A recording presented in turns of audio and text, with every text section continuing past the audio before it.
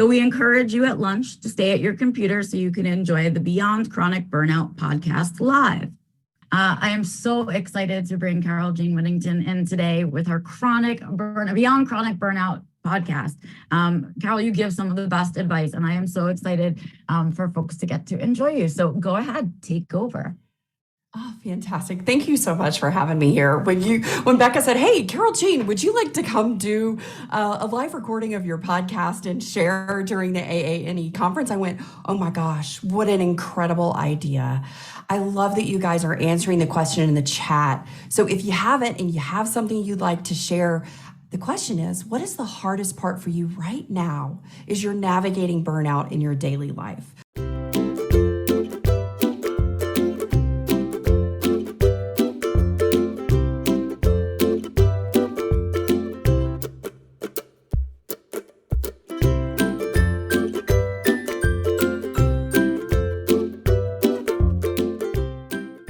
Before we jump into the AANE conference recording, I wanted to just give you a heads up. Stick around to the end. I have a special coupon discount code for my book, Unleashing Sustainable Energy, and a few other surprises and some amazing things. Welcome to April. We are in Autistics in April, and this is my third annual Shine a Light Autistic Advocate campaign. I decided to do this over 3 years ago when I was just absolutely disgusted with what was being said by people other than us about us. This is one of my very big, passionate projects every April, and that is to shine a light on our voices, to elevate the conversations and the things that are important to us. So as we dive into the AANE conference, I wanted to let you know about some of the things coming up this month on the talk show so you don't miss any of the incredible Shine a Light advocates and allies that will be joining this month. So as we move into April, of course, you have me this month for the very first episode as we kick off today. Next week, join me for self-advocacy during burnout with autistic advocate Ben Venhook. That will be on April the 9th. Ben is incredible. He's a really good friend of mine, and we have a really heartfelt conversation because when we recorded this, Ben was really experiencing some deep burnout, and how he was advocating for himself was really beautiful. And I loved that we had that conversation to share with all of you. The next week, we have Vaughn Harris on April the 16th talking about accessibility burnout. So Vaughn is an incredible ally to the autistic community. Vaughn lives in New York City. We got to meet in person when I was there for our Profound Network breakfast. And one of the things that happened that morning when Vaughn came in for our breakfast is he was like, I was hurrying to get here because my wheelchair wasn't being able to access some of the places in the train. And some of the platforms, the elevators weren't working and train schedules were getting caught up. And, he and I got to talking about the burnout that can happen when we're constantly facing accessibility challenges. So be sure to tune in for Vaughn Harris and the conversation on April the 16th around accessibility burnout. That's going to be followed up by my good friend, Chelsea Verrett, on April the 23rd. Chelsea is the owner and founder of The Pink Easel. And in this conversation, she and I are talking about autistic entrepreneurship. How are we taking all the stuff that's like in our milk crate that we're hauling around in our, idea crate, essentially, and how are we navigating our energy and burnout as entrepreneurs? Because I know a lot of you guys are also entrepreneurially minded. And we wrap up this incredible month of April with a very special guest, autistic author, political journalist, Eric Garcia, on April the 30th. Eric wrote the book, We're Not Broken, Changing the Autism Conversation. He joined me this past week. We had this wonderful conversation around what are some of the policies, what is the political landscape right now in this election year here in the United States? What are some things as autistic people that we can be doing to advocate and to change some of the broken narrative that's out there in the world around the policies that are being made around us and the things that are either helping us or harming us. So please be sure and tune in. Let's get back and jump in to this amazing conference episode with AANE. The question is, what is the hardest part for you right now as you're navigating burnout in your daily life? We've had some great responses come in so far. Guilt from feeling unproductive. This is a huge one. This is a really big place. One of the things I think that comes up most often in conversations that I have with beautifully, wonderfully wired folks. I'm ADHD, I am dyslexic, I am dyspraxic, I have an auditory processing delay, and I'm late identified. I did not know that I had this wonderfully wired brain and body, because it is not just our brains, it is our bodies that are also wonderfully wired, until I was 39 and 10 months. And the guilt, the shame that we can feel, because if we don't feel like we're being productive enough, we're not earning our place. We aren't meeting those expectations. We get to this place where we feel like, I am just failing at adulting. This sucks. And the guilt is such a tremendous energy drain. And it comes from this place that, for me, at least, and from what I hear from so many people that I work with around the globe, when we're talking about burnout, is I don't feel safe to not be productive. It doesn't feel safe in my body. It doesn't feel safe in my mind and my emotions and my heart, because somehow along the way, we got this messaging. We agreed to this place that we have to be productive to be worthy, to feel like we're enough, to feel like we're safe, to make sure nobody can say or do anything that says that we didn't give it our best, that we weren't good enough. And the place that I found that is sort of that invisible energy drainer, because I teach and guide people to their energy mastery. Because energy mastery is two sides. It isn't just that we have mastered how our energy goes out, because everybody in this room can raise their hand. We have mastered the heck out of where our energy goes out. But where I like to come in and show that the energy relationship and the mastery to get out of burnout for good and to stay out is when we have become the master of how we as individuals, each person, bring energy in. And it's this silent place of our internal expectations. I believe that this is the world's expectations. This is what's good enough. This is what's expected. And then there's our expectations. They're up here. They're higher. And they're internalized. No one has said that we have to be this productive and this good. We have gotten to a place in our life because of the experiences that we've had that have said, I have to be better. I have to be flawless. There cannot be anything that anyone can say that I didn't do this perfectly.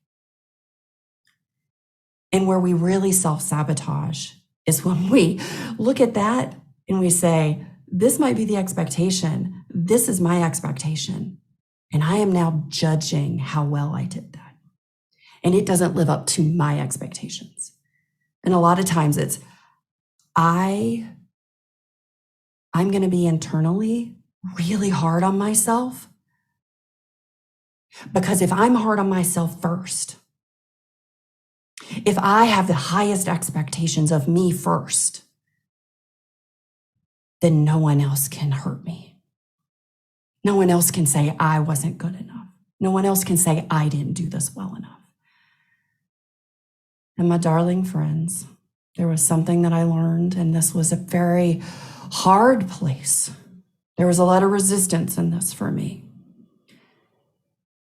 And it was that I was creating an energy drain in my daily life because I believed, and I didn't feel safe to believe that I could just be worthy and enough as I was, without adding anything to me, without taking anything away from me.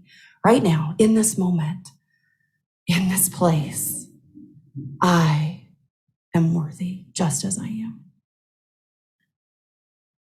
That's a hard place to soften, to become compassionately curious, to become loving and kind to ourselves. One other thing that was mentioned in the chat was managing all the things that need to happen to keep life running.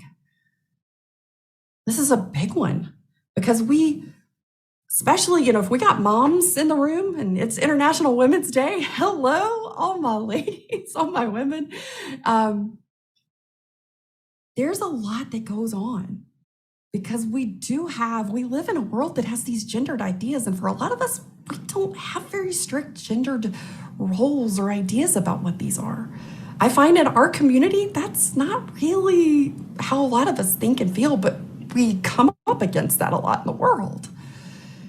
And so we onboard a lot of this that says, okay, again, here's what I should be doing, in my role as, however I've been identified or however I identify in my life.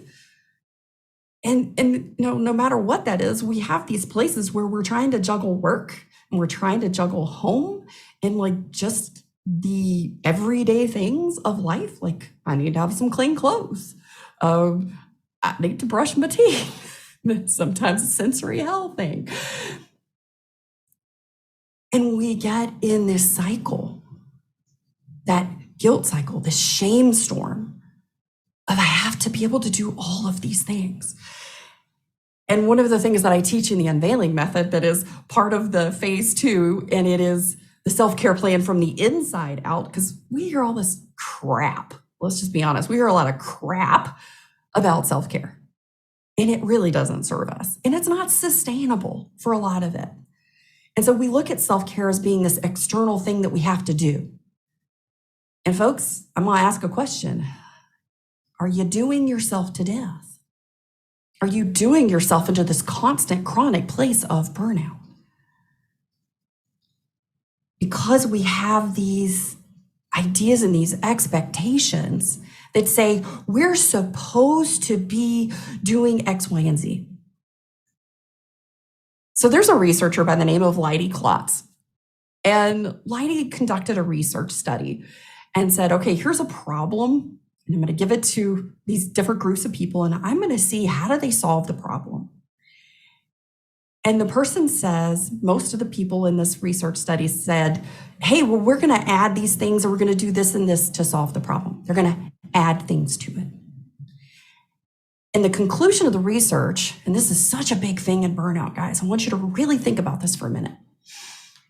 The conclusion in this study that Leidy conducted was that we as humans have a bias against subtraction. We don't want to remove something. We want to add things to it. And the reason that Leidy identified that people wanted to add things to it, not remove things, were a couple of reasons.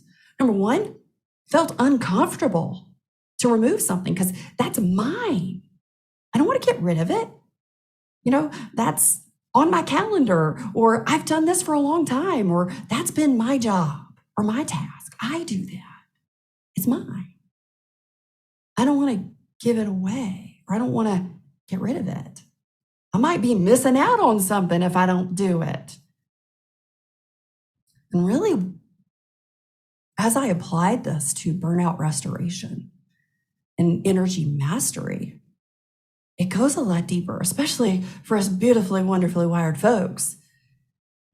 And it is, we believe that we're supposed to be able to do all of these things. And no one ever said, you're allowed to just say no. You're allowed to say, I don't want to do that. You're allowed to outsource something. Someone else can do it. But then we have these points of resistance that come in and say, well, they're not going to do it as well as I would do it. They're not going to do it to my expectations. My husband and my kids can't load the dishwasher because they're not going to load it right. No, I'm one of those folks who believe you can and cannot load a dishwasher in the right or wrong way. I believe in being efficient and I have a way. But I also found out that it was okay for other people in my house to load the dishwasher and it to be done in a different way than I would do it. Because there is an agency in that. There's a place that we can say, this doesn't have to be mine. This doesn't have to be done in this way. Somebody asked, how do I get my mojo back? That's a big one. For a lot of us, it's like, well, I don't even know what the heck my mojo is. I don't even remember what my mojo is, what my energy is. What did it feel like to be energized? So I want to ask you to join me for just a moment. Close your eyes if you're comfortable with that. If you're not, just kind of sit and get into a comfy space. As you're eating your lunch, just take a pause for a couple minutes with me. Take a deep breath in. It's comfortable. Exhale. For all of the sensory, auditorily sensitive folks, I apologize if breathing is killing you right now. Inhale. Exhale. Open your jaw. Close it. Rotate your shoulders. Roll your neck. Really exhale all the way. Push all the air out. 2 extra breaths out. Make sure you got it all out. There's some science into that. When we can fully exhale and we can completely breathe out and we can take a full breath in, it signals to our brain and to our nervous system that we are safe. And it's one of the places that I didn't feel safe for most of my life. And if you were asking that same question of, well, what the heck is my mojo? I don't even remember. Take a journey with me for a moment. Think back to childhood. Think back to those days when if you love to go outside, the days that you were outside, and you were playing and you were carefree and you were laughing and you were exploring. Think back to the days you were sitting in your room and you were playing with your toys. You were looking at the things around you. Maybe you were just learning to read, and so you're looking and flipping through all the pictures in the book. Where you were just being. For most of us, when we can go back to that place, we can tap into just a little, that faint memory of it. What we recognize is there was this freedom. There was this stillness in our mind and our body, that there wasn't the overthinking and the thought loops and trying to navigate all this stuff. There was just this effortless, joyful being.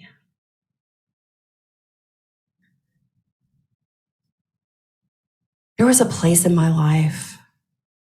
It was a Friday night, and I was in my school uniform. And I know it was a Friday because I had on my school uniform blazer, and it was my favorite. And I loved Fridays because on a Friday, when I put that blazer on, I felt protected. It was the armor that I wore. But I couldn't wear it every day like I wanted to, because I went to a girls' school and I was young and, fitting in and following all of the unspoken social rules was really important. And I didn't quite understand those. And I would wear my jacket regular Monday through Thursday, and I would get teased. But Fridays I loved. And I know it was a Friday because I had that blazer on and I was sitting on the bed in my room. And I remember, I had this beautiful, frilly, multicolored gingham bedspread, and it was my favorite. And I was sobbing. And it was that sob that's quiet. You make no noise, but your body shakes. And I was shaking and I was crying. And my mother walked down the hall, and it was after dinner. And she stopped and came in and she sat down and she put her arm around me and she said, "Baby, why are you crying? What's wrong?" And I didn't have the words, because at 6 years old, I had a wonderful vocabulary. but I didn't have the words for what I was feeling. And I looked at her and I said, Mama, I don't want to be here. And she said, honey, what do you mean you don't want to be here? Do you need to go somewhere? Is there something we need to do? And I said, Mama, no. I mean, I don't want to be here in this body, in this place anymore. Now, I've been the 6-year-old child that has said this to their mom. I've also been the mom who's had their child say this to her.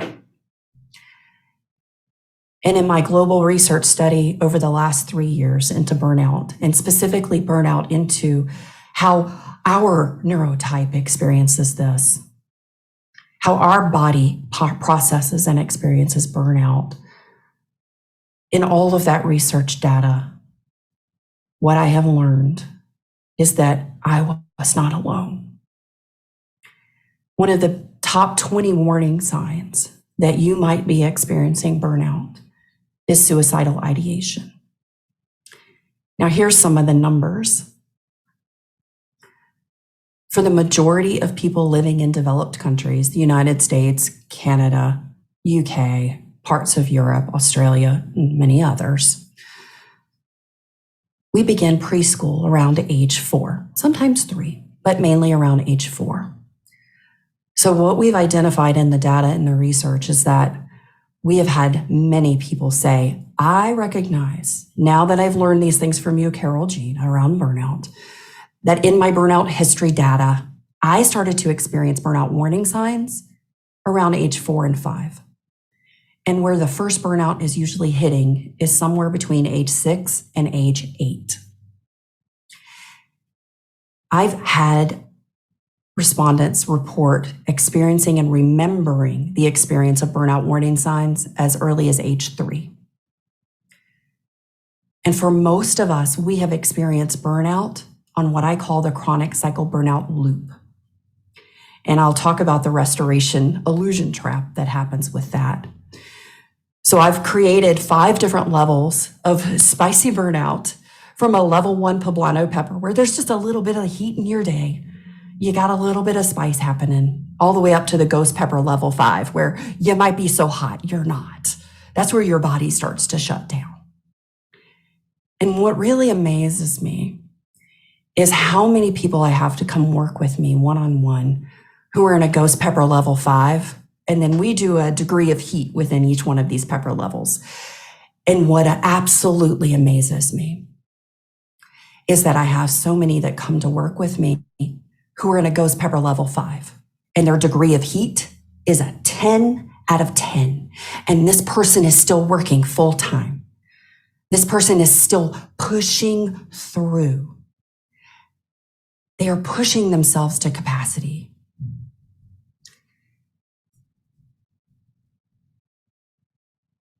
And for so many, it's been so long because we've been in some degree of burnout since the age of 6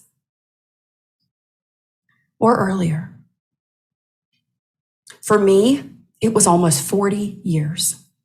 I'm in now year 4 plus. November of 22 was 4 years that I have been burnout, shut down, and meltdown free for the first time since I sat on that bed and told my mother I didn't want to be here anymore. And I thought through all of those years that I was failing, that I wasn't figuring it out, that I wasn't smart enough. And I've heard so often from so many others that they felt that way as well. And if you're feeling that way today, I want you to know I see you, and you're not alone. I want to pop over here to the question box because we've got 3 questions here.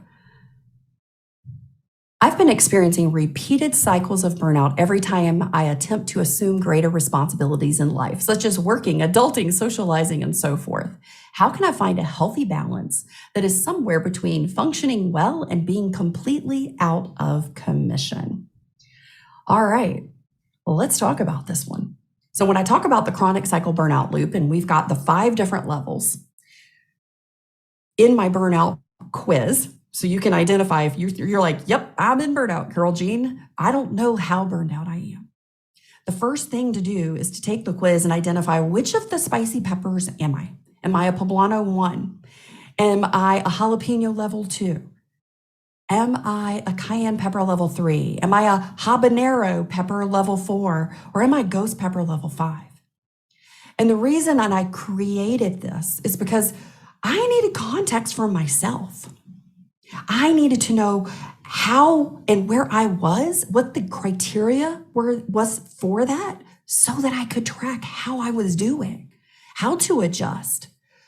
So chronic cycle burnout loop, I've identified in my research over the last 3 years that for the majority of late identified folks and adult autistics, we tend to circle 3 numbers: level 3, level 4, and level 5.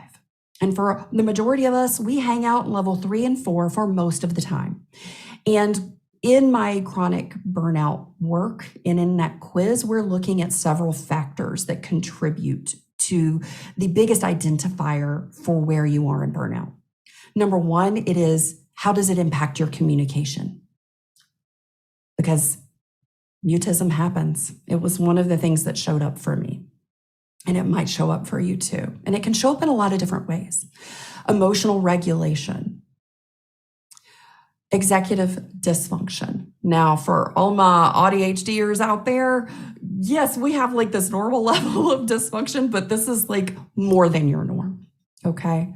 So we look at what is your level or experience and degree of executive function in your life. We look at your sleep, because burnout will disrupt your sleep faster and stronger than anything. So we want to make sure we look at that. That's important. And for a lot of us who also, as autistics and ADHDers, we also have different neurochemistry that impacts our sleep. We have physiological things, co-occurring health conditions, all of these elements. But for a lot of us, we've hung out not knowing it, thinking this is just how life is in that level 3, level 4. Of burnout. And what happens is we've been there for so long that we have done something called normalizing it. And that's just life. That's how it is. It's been so long since I felt my mojo, right? Back in childhood when we kind of did that meditation a little bit together a minute ago. So as we look at this, one of the things to look at is I know I did this, and this is why I created this particular point to talk about, is the restoration illusion trap. So we've hung out in these 3 areas that we've kind of cycled for decades for most of us, not just years, but for decades. And I hang out in a 3 or a 4. This has kind of become my norm. And so when things get stressful and I move into a deeper degree of burnout, then I'm going, oh, I internally feel it. Because burnout shows up in 2 places. The place that we feel burnout is internally, and that's the internal burnout warning signs. That's our physical, mental, and emotional experience of burnout, because it shows up in all those places. And it's in that we recognize, oh, I'm burned out. But because I've maybe been in a 3 or a 4 for a really long time, when I move into a deeper degree of burnout and I'm starting to feel more of those internal symptoms and those internal warning signs, I then go, oh, I'm in burnout. I'm in like big burnout. And what we think when things get better, maybe we make some changes. The stress decreases. The chronic demand of something has eliminated for whatever reason. And we start to feel better. And here's the trap. We've moved down the scale. Maybe we moved into a 5 for a little bit. And we move down to a 4. And just that moving from 1 degree to the next is such a relief that we think we're out of burnout. So we fall into that restoration illusion trap because, number 1, we don't even know where the heck we are on the scale. So we can't even identify, oh my gosh, I've been hanging out at a 3 or a 4 for months or years or decades. And I moved into maybe a 4 or 5 for a few months, and it felt horrible till something changed. And I started to feel better. And so it's an illusion that I'm not in burnout anymore. That second place that I talk about where burnout shows up It's the place that burnout shows up first, and it's in our external world. And we have external warning signs, but we don't know to look for them. We haven't identified them, so we miss them. So the first place burnout shows up for most people is internally when they feel it. But what I teach and what I lead people and guide people through is to identify externally in your world, how does burnout show up for you first? How does stress show up for you first? So that you're not in this chronic cycle of burnout. Because when we add things to our life, when we add new demands, if we don't have a toolkit that says this is what works for me, because there's 30 basic human needs. And I call these nourishment keys. We each have our own unique set of nourishment keys. And each person has, depending on the season of their life, one particular nourishment key that is the biggest energy drain for them right now. And when we start to put in some scaffolding, some boundaries, right? Our personal rules to get that nourishment key met consistently and sustainably in a fun and easy, light way, because nothing has been fun or easy to this point because we've been burnout struggling. So when we can do those things and bring them back in, that's where we begin to shift. Let's take a look in the questions here. Aha, where can we find a list or explanation of each spicy burnout level?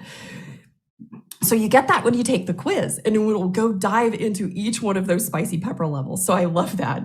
Carole, you're a great inspirational speaker. Can you talk to my son 15 minutes every day? Hey, jump on the podcast, go subscribe. I will talk to you all day long. Someone said, my immediate family's denial of my autism and its effects. You know, that's something I actually created a course around several years ago, because this is a really big place. This was something that I came up against too. In late identification, or even if we've known since we were little, but we've never figured out and identified what does being autistic mean for me, it's really hard to effectively communicate with other people what we haven't been able to put words in a context around for ourselves. So the first place is to really begin exploring, what does it mean for me? Not everybody else, but for me.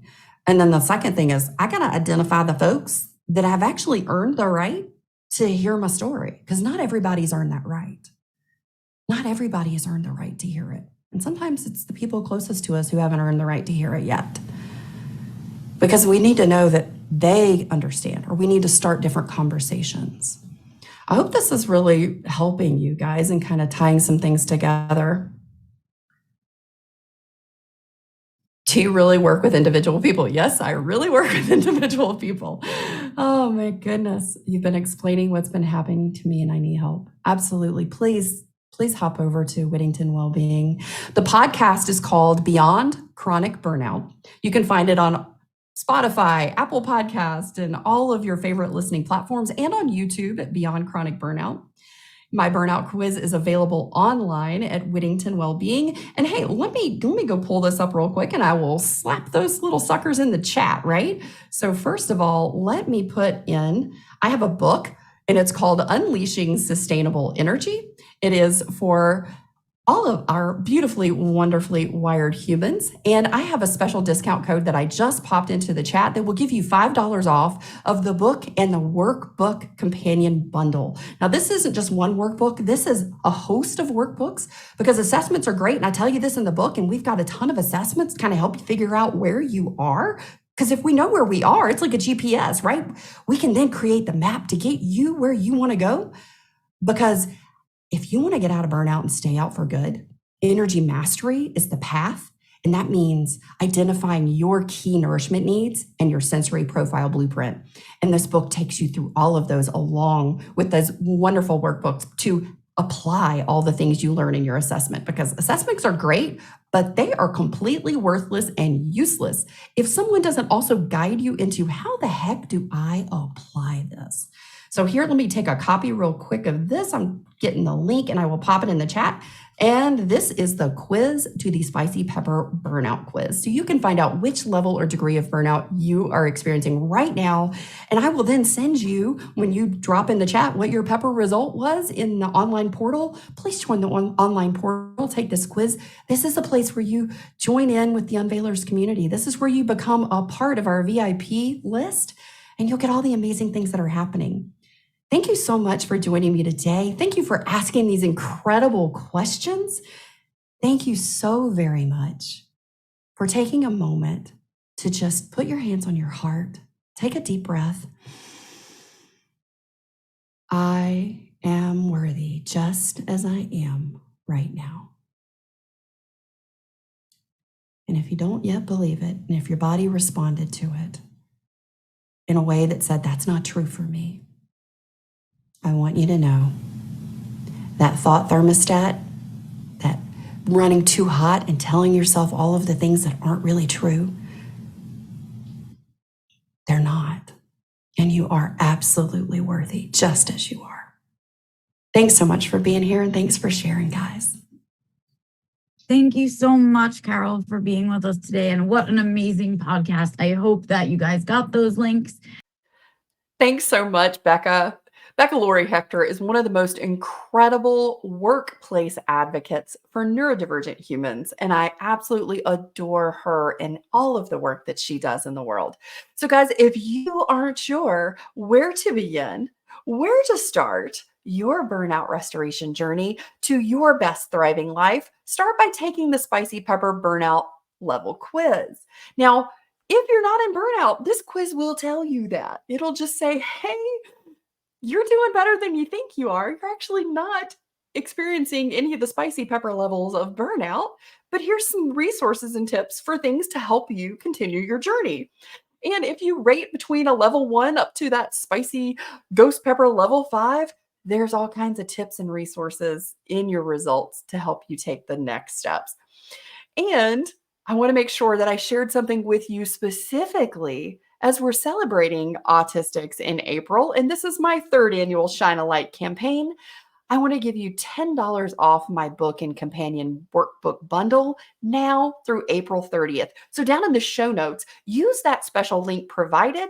The code is SHINE. It'll already populate for you. I added it in the link, but just in case maybe you come to that link from somewhere else, the code is SHINE, SHINE. Go get that incredible book that I wrote just for you called Unleashing Sustainable Energy that gives you the entire framework for the unveiling method, all the assessments, and exactly what to do with what you learn. And to make it even more juicy, even more incredible, join me this Saturday, April the 6th, for the Nail Your #1 Nourishment Key work-along with me live. This is a 90-minute work-along where we're going to go into exactly what I talked about in this conference at AANE around your nourishment key, that #1 nourishment key, the place where your energy is being drained out the most that you might be able to feel, but not identify specifically what it is. And in this work-along, we're going to help you. And by the end of it, you're going to have nailed that #1 nourishment key for you. And we'll move into some of those opportunities that you can then take to work with me in a very special small group 8-week program that's the foundational element of my unveiling method. I would love for you to join me. And the best place to get started, take that quiz, sign up, nail your #1 nourishment key with me for free this Saturday. And if you're looking for other resources, how you can work with me, how you can bring me into your company or work with me one-on-one, or hey, even join in on that small group program that's getting ready to start here later in April, go to whittingtonwellbeing.com. Learn more about me, more about the mission and the vision of Whittington Wellbeing, and how we can help you and guide you to your best thriving life, because it is already yours, my friend. You don't have to earn it. I'll see you next week. Join me for that conversation with Ben Venhoek.